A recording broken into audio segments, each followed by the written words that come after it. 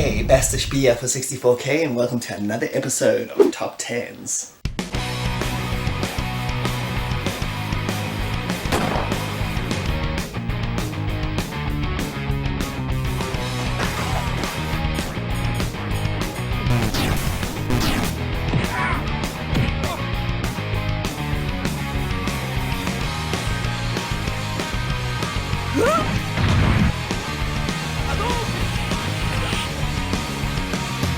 Welcome to 64K, hosted by Bastish B.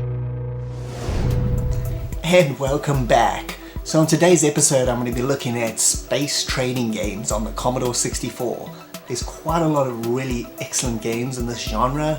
So what I'm doing here, I'm collecting games. It doesn't matter what style of game, as long as there's a gameplay element where space trading is taking place, like trading in the outer galaxies, taking goods from one planet to another, selling it for money and upgrading yourself. As long as it has the trading element in it, then I've included it in this top 10. These are just my personal favorites. Whatever your personal favorites are, that is awesome. Okay, so a lot of these games fall into the elite kind of style where you're inside a cockpit and you're going from space station to space station trading, upgrading yourself, but I'm including anything with space trading, so this list is pretty varied. Also, I'm taking games from the entire Commodore 64 spectrum, so whether it's old or a brand new game, it's going to be included if I like it, obviously. And as per usual with all my top 10 lists, I'll give a couple honourable mentions just before the number one slot.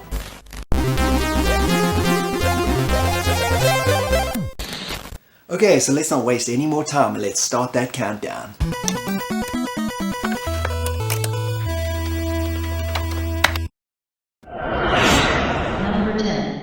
We're going to kick off this list with Planet X2 by David Murray, which was released in 2017. You may know David from his popular YouTube channel, The 8-Bit Guy, and he is a designer, coder, and graphics programmer of the Starfarer RTS resource management game. The story is you're trying to colonize a new planet for a human population, but the aliens have started doing the same. It's a classic RTS or real-time strategy game, where the goal is to build up your bases, factories, mine minerals for cash, to build up your military and attack and wipe out the alien bases before they get to you. If you've ever played classics like Command & Conquer or StarCraft, you'll be right at home here. And in terms of look and style, it reminds me a lot of those early SSR strategy games on the C64 in the 80s. RTSs are not a genre I'm very fond of, to be quite honest, but this, for whatever reason, feels very different and much more enjoyable for me. It's jammed with options and features 10 massive maps to tackle with adjustable difficulty, which makes it getting into this style of game very easy. Also really like using the keyboards for controls and makes the game move at a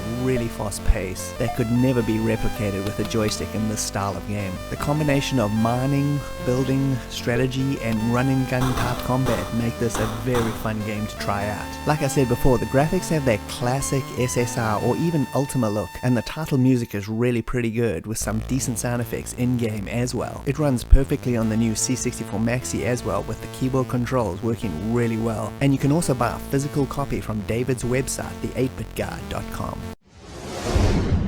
Number 9. Star Trader was released in 1984 by Bugbart, the guys who also did Manic Miner a year earlier. Bugbart did mainly ZX Spectrum games, and Star Trader was a conversion to the C64 with much improved space combat sequence and multiplayer being the major difference between the two versions. This game is not to be confused with Star Trader, released in 1974 by David Kaufman, which is the original space trading game known to exist. This game is pretty unique for a 1984 release, combining arcade action and complicated trading and light RPG elements. The galaxy you get to explore is made up of 8 planets where you can jump back and forth, trading and fighting space pirates while making as much money as you can. Planets give you a whole host of things to do, like trading with merchants and upgrading your ship with weapons, and taking care of yourself with rest, food, and much more. Jumping between planets is automatic, but if you encounter pirates, you have the choice of paying a toll or fighting, which triggers the arcade sequences, which play a bit like Synapse Software's Sentinel in style. The C64 version also includes the most unique feature you're going to find on this list, being that the game can be played with up to 8 players, taking turns of course, which means everyone playing this game would have to either be unemployed or retired to get one game done, but it's an option nevertheless. This is a very strange and extremely obscure game, and one that I just had to include. I mean, as of making this video, I couldn't even find a single YouTube video on the C64 version. It's not perfect by any means. The arcade sequences are average at best, and the music will drive you to suicide, so I suggest setting up a stereo nearby and muting the game. But besides that, it's very well made and quite addictive if approached in the right frame of mind. You should find hours of addictiveness to be had.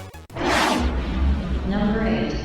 Moonfall was released in 1991, very late in the C64's life cycle, and was released by 21st Century Entertainment. The game was created by Juka Tapanimaki, who did some other awesome games for Houston in the 80s, including Netherworld and Zamzara. The entire game takes place on the moon, where the goal of the game is to make enough money to buy every factory and location, thus freeing the slaves and taking back the moon for humanity. Unlike a lot of games on this list, it also has a story which you can choose to take part in, and involves 8 missions which can be found at local trading posts. The game is a combination of spaceflight and combat, as well as trading goods and making money. The 3D wireframe graphics are very impressive and run at a really good pace. The combat is fast and really well implemented. Visiting trading posts and upgrading your ship and going to bars for local info or trading is as addictive as most games on this list, and the sound effects are quite good overall and do a good job for the atmosphere. Due to Houston's financial difficulties in the early 90s, the game was delayed by 2 years, only being eventually released in 1991, and was a massive commercial failure, which is a great pity because it's an extremely well-made game in the genre, and is another one where the C64 version is almost non-existent on YouTube. This was unfortunately Juka's last game he made before his death in early 2000. If you've never tried this one before, I'd highly recommend it. It's not too hard to get into, but is loaded with depth just below the surface. Check out Zap64 issue number 73 for more info on the game.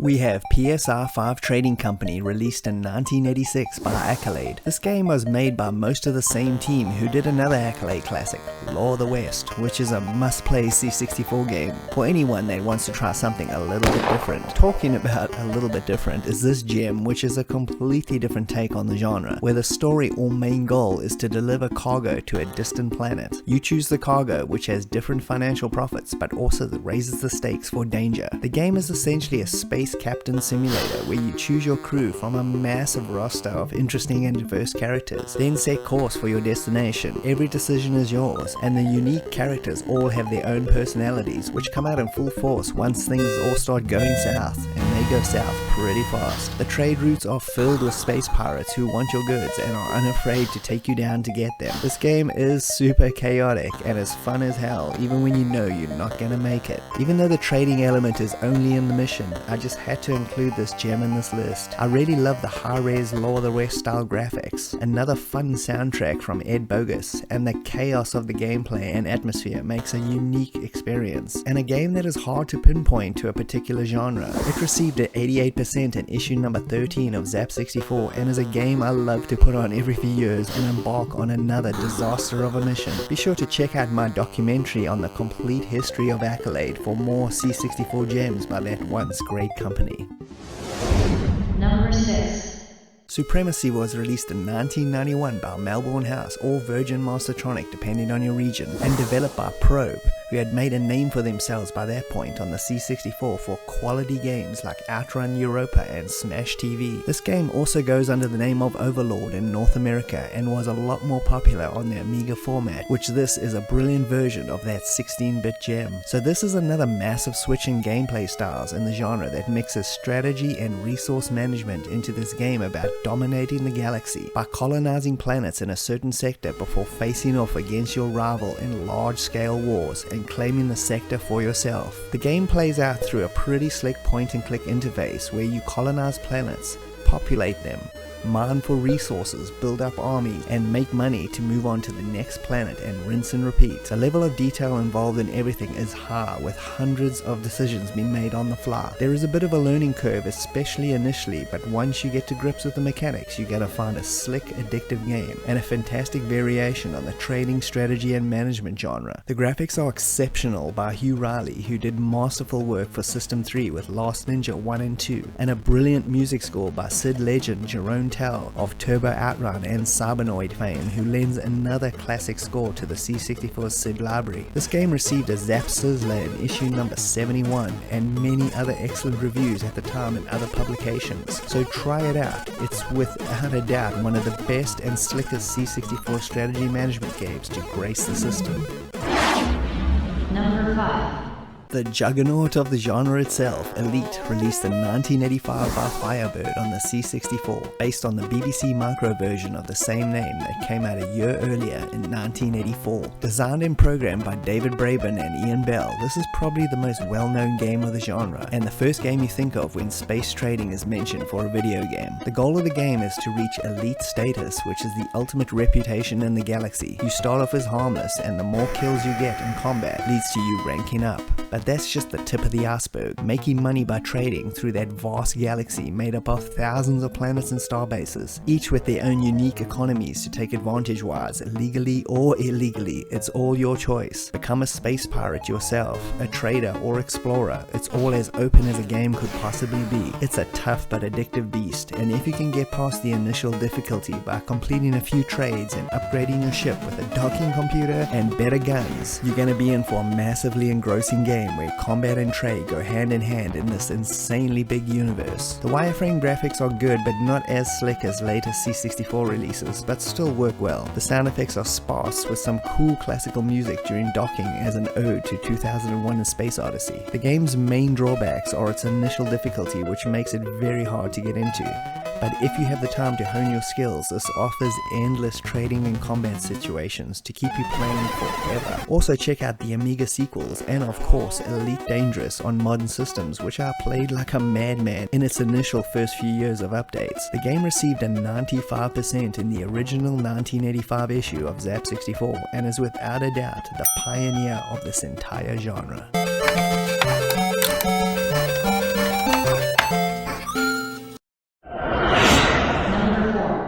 Is Mule, which stands for Multiple Use Labor Element, which was released in 1983 by Electronic Arts and was created by Ozark Softscape, a company that delivered some excellent early C64 games for EA like Heart of Africa and 7 Cities of Gold, which have gone on to be well-regarded classics. Mule is a strategy space trading game where becoming the richest person on the planet and financially crushing your opponents is the goal. The easiest way to describe the gameplay is that it's like a game of Monopoly, where everyone gets a turn buying land, selling goods and resources you have mined, having random events happen that can either hinder or help your situation, and generally being very strategic about every turn because financial domination and your company's survival is at stake. Playing this game does require a large amount of time due to the slow pace, so make sure you're up for it. Playing against a computer is actually pretty good and challenging without being infuriating, but the game really shines in multiplayer, allowing up to 4 people to battle it out financially for the control of the planet Arata.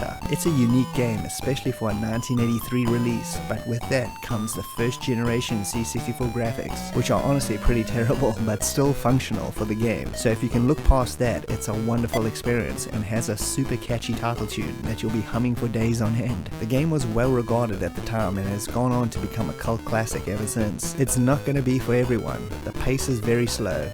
It's damn ugly, and the trading aspect is initially a bit complicated. But like most games on this list that I've talked about already, a little time and patience will be well rewarded. Number 3. Starflight was released by Electronic Arts in 1989. It was a big, bold space exploration and trading game that, like many on this list, allowed you to play the game however you wanted to, with the exception of an overall story, which again can be ignored for as long as you wanted. The game is basically Star Trek, the original series, with you setting out from a starbase to chart the unknown sectors of the galaxy, mine planets for valuable ore and artifacts, encounter new alien species and befriend or make new enemies, and RPG up your your ship and crew, which there are countless options for improvement. The core of the game is to make money, and doing that comes mainly from exploration, where scanning new planets and selling the data to clients at stations, or mining new worlds for all types of precious and not so precious elements was the major gameplay. The universe is massive, containing 800 planets in total, so running out of stuff to do is not going to happen. The central plot involves around you trying to find out what's wrong with Earth's sun and somehow stop it from going supernova. What I love about this game is the interface, which is super easy to use, and you'll be flying out on your first scavenger hunt in no time. Making your full crew RPG style is awesome as well, with each of them being upgradable later, just like your ship. The graphics are minimal, but I like it, and it doesn't take away anything from the game. Sound is almost non-existent, but I just couldn't imagine playing this game with a soundtrack, as it requires hours of time to sink your teeth into it. A brilliant experience overall, and a must-play game for fans of open-ended games in this style. Number 2. Sentinel Worlds 1 Future Magic was released in 1988 by Electronic Arts and is another big, massive, bold space exploration, trading, and adventure RPG hybrid all rolled into one. I sunk so many hours into this as a kid. It was fascinating with its massive planets to explore and galaxy to travel through. It employs a bunch of gameplay styles such as the full spaceship simulator, where battles, communication, and travel take place. You have the RPG style adventure elements where talking and taking part in the game's overall story is fleshed out, where you are trying to discover the origins of the mysterious space pirates that are ravaging the system. And lastly is the vehicle sections, where you mine the local planets for cash and trade, in a similar style to Starflight. You also get to make your own crew from scratch, but just be aware, if someone dies at some point in the game, it's permadeath, making every combat situation feel like a real life or death experience. The amount of content available here is epic, fighting on ground as a team or in space as a ship,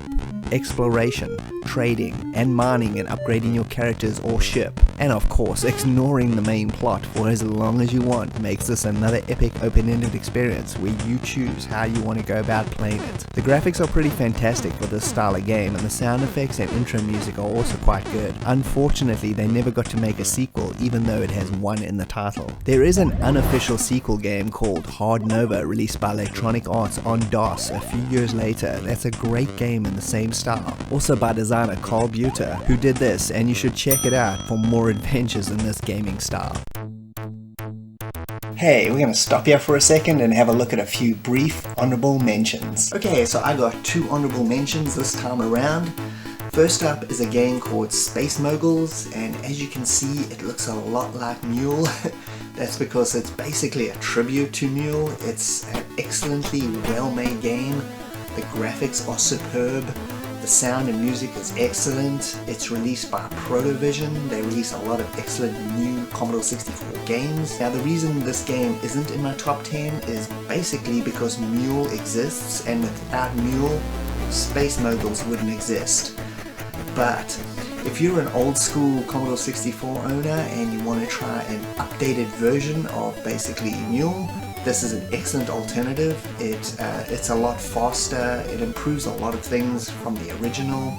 The graphics and sound, obviously, like I said, are excellent. If you're a new user to the Commodore 64 scene, I would probably play Space Moguls instead of Mule, because Mule might put you off a bit due to its slow pace and ugly look. But as far as our top 10 goes, Mule had to take the spot instead of Space Moguls, because without Mule, Space Moguls wouldn't even exist anyway. And the second game here is called Captain Blood. Now this game doesn't quite fit into the space trading mold. It doesn't quite fit into any mold. So I thought I'd just mention it here because I don't know when I'd ever get to cover this game. It does have space exploration as a major theme. Basically, this guy, Captain Blood, and you're hunting down all these clones, you're trying to kill them, you have to go to different planets and try and find them and communicate with aliens and find out information about where these guys are and fly there. It's a really unique and weird game. If you're willing to put in a lot of time and effort and read the instructions and play this, it's very rewarding. I've managed to get into it like fairly decently, and it's really quite an amazing game. But the learning curve is ridiculously difficult to understand. But if you're looking for something different in the space exploration genre, Captain Blood is definitely going to be up your alley. It was released in 1988 by Infogrames. So yeah, definitely check it out if you're looking for some sort of variation on the genre.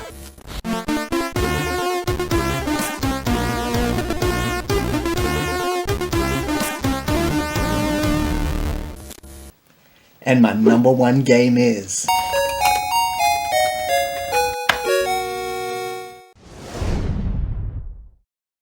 And here it is, Space Rogue, released in 1989 by Origin Systems, the makers of the classic Ultima and Wing Commander series of games. For me, this is still my favorite game in this genre to this day. It just does everything right and is a brilliantly well-made C64 game. The story is you surveying a derelict ship when your main ship gets attacked and destroyed, leaving you abandoned. This is another epic space combat RPG trading game, where you can play it however you want. Follow the main story or not.